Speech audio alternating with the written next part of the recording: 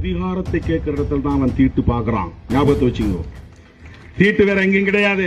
உரிமை கேட்கிற இடத்தில் தான் தீட்டு கேட்கிறான். புரிந்து கொள்ளுங்க. நீ கோபுரத்தில் ஏறி கட்டிடம் கட்டுற வரையிலும் அப்ப தீட்டுப்படாதவனுக்கு. கல் எடுத்து கொடுக்கும் போது, சிமெண்ட் எடுத்து கொடுக்கும் போது, நீ கொத்து வேலை செய்யும் போது தீட்டுப்படாது.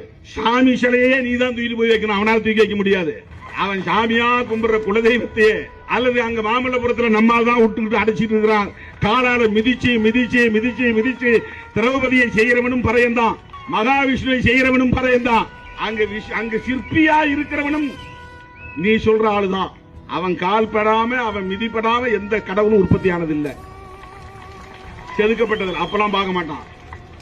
உரிமை கூறுகிற இடத்தில் தான், அதிகாரம் கூறுகிற இடத்தில் தான் தீண்டாமை பிரச்சனை வருகிறது. அதான் இதை அன்டச்சபிலிட்டிங்கிறது அதிகாரத்தோடு தொடர்புடையது நான் பேசுவேன் அடிக்கடி. இது வெறும் சோசியல் இஷ்யூ கிடையாது, இது ஒரு பொலிட்டிக்கல் இஷ்யூ.